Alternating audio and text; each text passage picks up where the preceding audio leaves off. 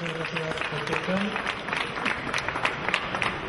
Presentamos ahora al doctor Jorge Tayana, es director general del Centro Internacional de Estudios Políticos de la Universidad Nacional de San Martín, ex canciller de la República, y es una personalidad destacada en el ámbito de la protección nacional e internacional de los derechos humanos. Gracias.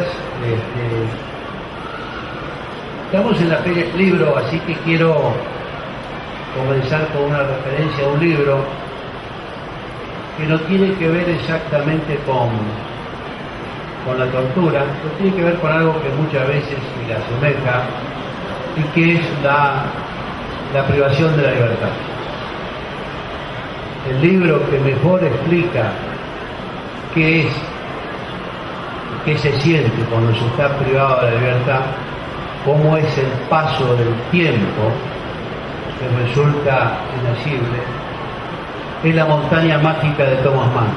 Si ustedes lo recuerdan, Jan Castor va a la montaña, va a Davos, se entusiasma con esa rusa extraña y, fingiendo o autosintiendo que tenía un problema de tuberculosis, que era la razón para estar en Davos, se queda nada menos que 14 años internado.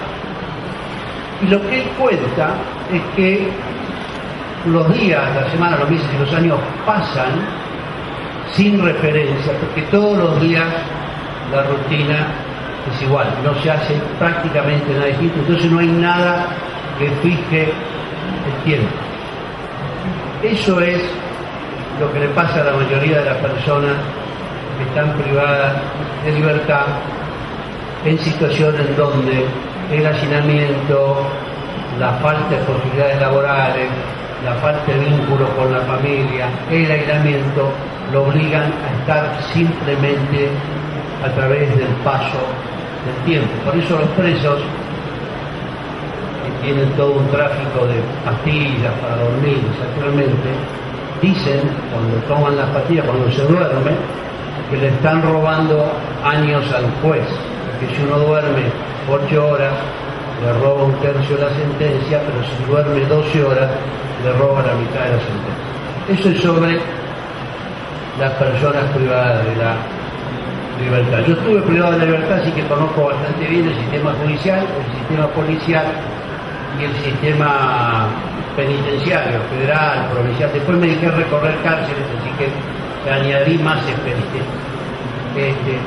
También tuve la experiencia de pasar por la tortura y tengo 2 o 3 comentarios sobre eso. Primero, que no es lo mismo tortura que el trato cruel, inhumano y degradante. Muchas veces hacemos que lo mismo, pero les prometo que no es lo mismo y se siente de manera distinta. Y mantener la diferencia, a veces uno sube todo a tortura, en la idea que está destacando el problema, pero simplemente lo que hace es una nivelación que no es buena. La diferenciación existe en la realidad, se siente en el cuerpo y es razonable que tengan distintas penalizaciones y distintos estándares de prueba. La otra cosa que quería compartir con ustedes es que los torturadores no son demasiado diferentes a todos nosotros.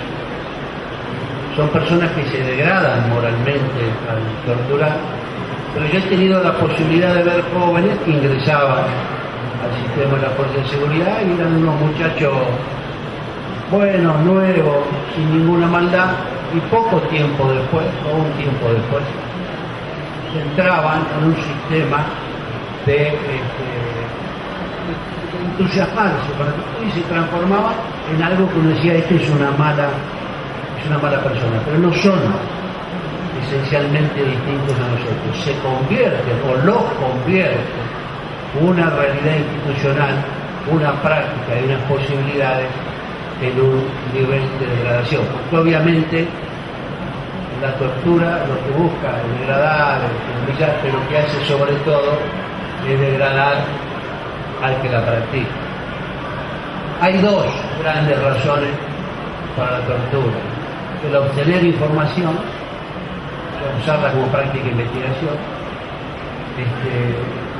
Eso es bastante más fácil de reemplazar. En realidad, con una buena policía científica y con capacitación debiera poder reemplazarse. Y la segunda razón es el disciplinamiento social de los internos, de los presos y del conjunto de la sociedad. Y en eso sobre todo funciona tortura y ampliamente los malos tratos. Y esto que hablamos para las personas detenidas es en realidad más amplio.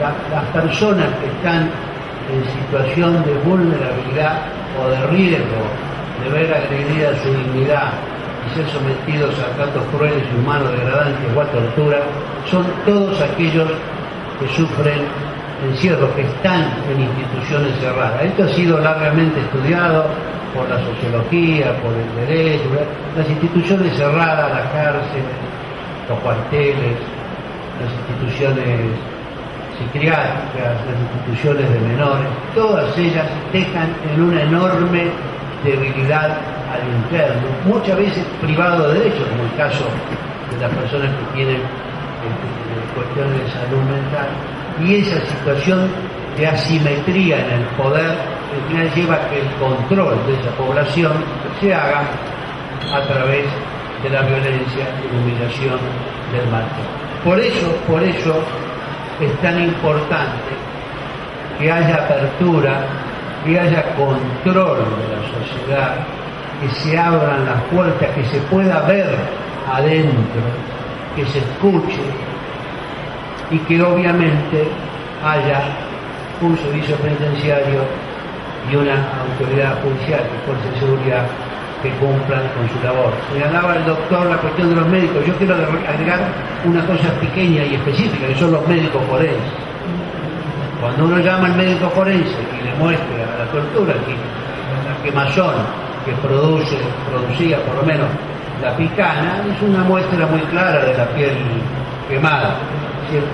Si el médico certifica que ahí no hay nada y hace parte diciendo que usted no tiene ninguna marca, estamos perdidos. Y muchas veces uno denuncia, en el caso de las personas privadas de su libertad, o que se van a presentar ante un juez porque están acusados de un delito, viene el médico forense, hace la revisión y lo hace de tal manera que garantiza que la instrucción judicial que después comienza no pueda ir a ninguna parte. Entonces eso me parece que es una cosa importante.